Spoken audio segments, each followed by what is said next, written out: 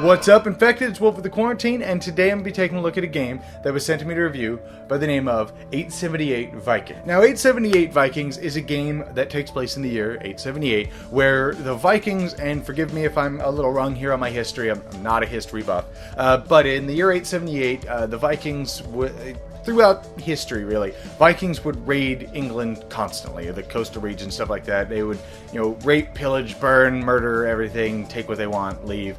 But in the year 878, they came to England to conquer, to keep and hold territory at that point. So this game takes, you take control of one player or two players take control of the Viking faction or factions. Really, it's the factions. And then one or two other players take control of the English factions. And the English faction's objective is to stop the Vikings after so many turns and try to push them off the board and stop them from conquering territory. Whereas the Vikings, their objective is to conquer up to so many territories, I think it's 14, or if a certain treaties are in place, they have to conquer 9 or more territories by that point. Now, if the English can hold them off to where once treaties are played, if they haven't controlled at least 9 territories or 9 cities, then they lose instead and the English player wins. So it's kind of a war of attrition on either side.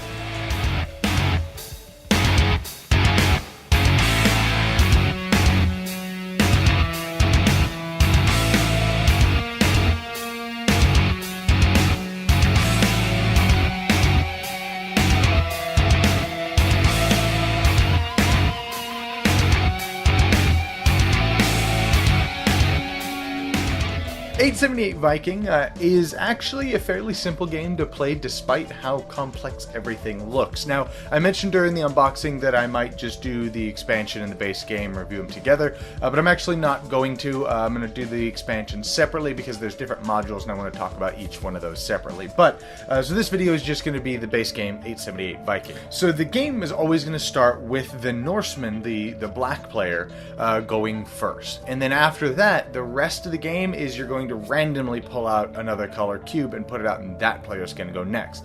So because of this, it could wind up being very swingy, but I'll get into that a little bit later. But the way the game's going to work is, for example, the Vikings' turn. The beginning of their turn, you're going to get the reinforcement phase. If you have anybody who's run away, or if it's the beginning of a round and it's the first Vikings' turn, you're going to flip over a new invasion leader card, and you're going to get a new leader and a new influx of troops. Then you're going to go to leader movement and battles. So you're going to play one of your movement cards at the end of the reinforcement phase, and then you can spend any number of your movement points, because the top area shows how many armies can move. The bottom area of the movement cards say how many territories each army can move that you have selected. So the problem here is there are effectively two different movement steps. There's the leader phase, which includes leader movement and leader battles, and then there's leaderless movement, then leaderless battles, in that order. So you're going to be moving your leaders around. You're going to be immediately fighting anything you go into. If you destroy the force that you invade into the territory, the first round of combat, it doesn't remove or take any of your movement away, but for every round after that, it does take a movement point. So if I can move each army 4, for example, and I move 2 spaces and we get into a fight, and it takes 2 rounds of battle, that effectively took 3 of my movements. 2 to move in, and then 1 additional for the fight, and then I have 1 point of movement left, and I can move after that. That's how the leader phase works. You move and battle immediately. Then you go into the movement phase, and these, for the most part, are the exact same rules for the English player. Then leaderless movement. So in this case, I can move 2 armies 4 spaces, for example. I used one of those army movements for my leader. The leader's basically just got this giant cluster of units that they're moving around, and they're indicated by just a standee of the leader. But anybody who does not have a leader, you can then move them the same number. So I can move this giant squad, or maybe split them up however I want, and then I can move that 4 spaces. Now, leaderless armies cannot drop off or pick up units while they move. Leaders can, though. So anything that had not moved that round, so an army that I dropped off with the leader, I can't then move later on in that round, but the next round you could. As long as they didn't move at all, including with the leader. But then you can move this army and move them down here, and then once all of your armies have moved, not counting leaders, so like if I didn't move any leaders and I just moved leaderless armies, then you would resolve the battles one at a time. Now the battles are going to be a dice-based battle, and the Vikings, the first loss for the Vikings has to go towards a berserker, but the English player doesn't have that restriction. But then that's it. That's all the game really entails. You're going to go back and forth like that. You're going to pull out once I'm done with all my actions, we do all of our fights and everything, and I draw back up to 3 cards for that faction. So if I'm playing, if you're playing 2 players, then one player controls both Vikings, one player controls both English, 3, one player would control both, the other player controls 1, another player controls 1, so on and so forth. You can play up to 4, each player controlling each half of the faction. The Viking player winds up winning in one of really 2 different ways. So after a certain point in the game, after round 5, or from round 5 onward, if each deck has a treaty card in it, which also counts as a movement card. And if you play that, if one entire faction has played both of those, so both English players or both Viking players have played their treaty cards, they stay out permanently. Once you hit the round 5, at the end of round 5, if the Viking player has not captured 9 cities, then the English player immediately wins. However, if the Viking player has captured 9 or more cities, then the Viking player wins, the English player loses. However, if the everything is not all of the treaty cards are not out, or 2 for one faction, then at that point, at any time the Viking player does not have any of their captured territories out at the end of a round, they lose. If they have all of them out, they immediately win. And that's pretty much it. And due to the number of cards in the decks, your treaty cards will have to be played at some point. So because of that's kind of by the end of the 8th round, I think it is, treaty cards will have been played, and it's basically just going to be this giant back and forth between the 2 factions. So right out of the gates, the game is really good, but it's got some big problems that some people are definitely not going to like. The biggest one being, in my opinion, is dice combat. Now, the way the factions work is, and this is both for English and Vikings, the factions, one player is going to roll more dice, but their troops suck more. So in the Vikings case, it is the Norsemen. The Norsemen suck more, but there's more of them, and they get to throw 3 dice instead. And that's maximum, 3 dice. So even if I have 20 dudes in this fight, I'm only throwing 3 dice at a time. Whereas the Berserkers only throw 2 dice. They have less number of people, but they can never retreat from a battle, because, they're Berserkers. The English player has a very similar thing, except they always can retreat, so their people don't hit as hard, stuff like that, but one side, they have more people, throw more dice, but they're weaker. The other side throws less dice, but has more. But you're going to come across times where, because you're only ever going to throw a maximum of 5 unless you're the English player, because I didn't mention the English player, if the Viking player is ever attacking an English city, they always get, basically the peasants help them in the fight, so they're going to get to throw more dice because they also throw dice for the peasants.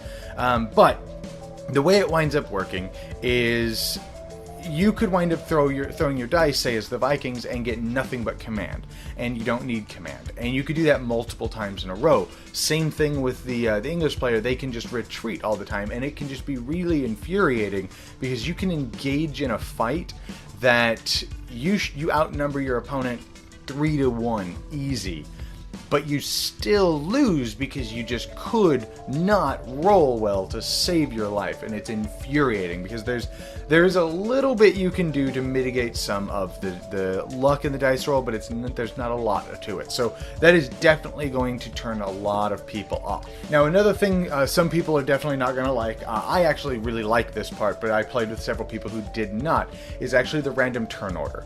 So as I mentioned, the very first round of the game, the Norseman player always goes first, and then after that you draw randomly, because there's going to be 4 colored cubes in the little grab bag. Now, I like this personally because you can't really plan ahead. You're sitting there looking at the board going, okay, well, the Norseman's player is going.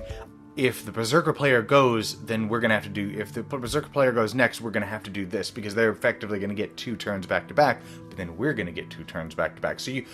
but if now you get one of... for example, you could... For the Viking player, the English player can get both of their turns. Now the Viking player has free reign for the last 2 turns of the game, which is really good. But then again, if those roles get flipped and the English player gets 2 back-to-back turns at the end of the round, that is devastating for the Vikings. So you wind up having to adjust your plans kind of on the fly. Now with that said, as I just mentioned, it could get very, very swingy because of that. You could wind up effectively losing the first round. Actually, if you're the Vikings, you could just lose the first round of the game if at the end of that round the Viking player, if for example, if the Viking player gets to go, black and then red and then it's green and then blue, and the English players are lucky, they might just be able to push you out permanently and you end the round with no tokens out on the board. You couldn't hold on to any cities. You just lost the game round 1. So it can get really swingy and feel really unfair. But the reason I like that is because it forces you, while yes, it gets really swingy, from our experience playing this, it goes both ways. You're going to have sometimes you're going to go, oh no, I really needed to go. I didn't need you doing that. Or maybe the first cube pull and you're just like, oh no, I really need to go first. Oh no, it's green that goes. Dang it. And that's kind of where it builds that tension, and it winds up, in our experience, it goes both ways. It's going to feel swingy to this side, and it's going to feel swingy to this side, and both sides are going to go, that is so not fair.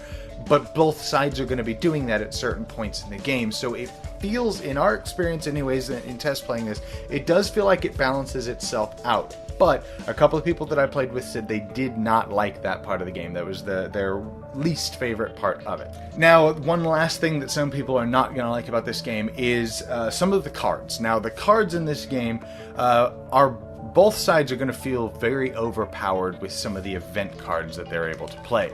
Some of them are just ridiculous. Namely, one of the Viking cards just allows you to remove an entire army, regardless of how big it is, if you control a couple spots on the board. In the interest of fairness, you probably want to mention this to your opponents to let them know that they want to be careful stocking up troops onto this. Or, I mean, you don't have to, whatever. But when you play that card, it's called the Cleowulf card, I think it is. There's 3 little shrines right in the middle of the map, which is usually a good choke point. Not really a choke point, but a very strategic point in the game. It's the mid part of England. Every game that I've played, there's always lots of troops there.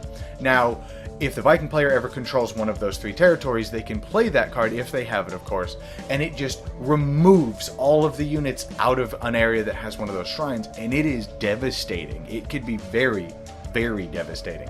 And there's lots of cards like that. Both sides have them. The Vikings have one that, every round of this battle, I just ignore the first 2 hit results, or first hit result on both colored dice, or all colored dice, and I just ignore them for the whole battle, and it's obscenely powerful. But both sides have cards like that. So it's kind of like the first time you play a game like Star Wars Rebellion, when you get to go, wait, you get to do what now and how many times? But the more you play it, you know what to expect, and you kind of you plan accordingly. Now, with that said, I mentioned those cards are insanely powerful. We've played this game a number of times, and I've only played the Viking side because the players I played with wanted to play the English side. I have both won and lost devastating wins and devastating losses as the Vikings, because yes, those cards are super powerful, but with good strategy and good planning, I feel like those cards are actually meant to help the Vikings, because in this game, I'm not going to beat around the bush here, even though I have been. I like this game quite a bit. There's a lot of good strategy here. And it's fairly simple to play given the fact that it's not super complex, but it's not super light either. It's kind of a mid-weight game. Because the strength of the Viking player is, yes, they have a ton of troops that just come in, boom, one fell swoop, and it's devastating. But the English side gets about the same number of troops throughout the whole turn, because they get them basically twice. They get them throughout the whole turn, but they get them spread out. So it's a matter of small, large armies, if that makes sense. So small numbers of armies, but large troops. So, you know, the English player has troops all over the board.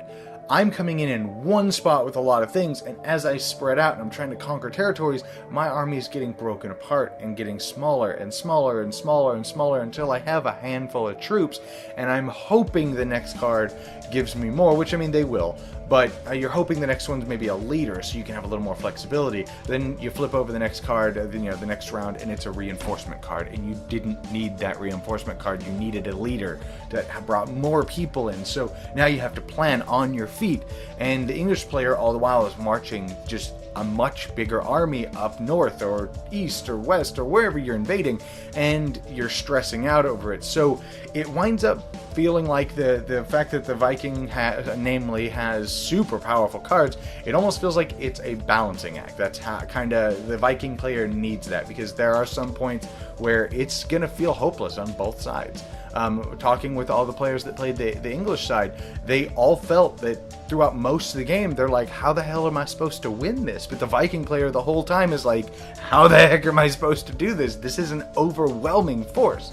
So you have to hit strategic locations, take away the English players' recruitment cities. You know, yes, you're supposed to get all these cities, but take their recruitment cities away. So that way there's less people. But because of that, they know this, so they're strategically garrisoning troops, and it's a fantastic little strategy game.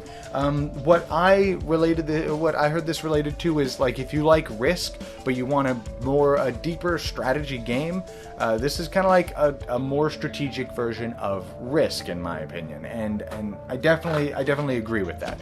Anyways, I definitely recommend 878 Vikings. Despite its flaws, it is still a fantastic game. Anyways, I hope you guys enjoyed this, and I'll see you guys next time in the quarantine.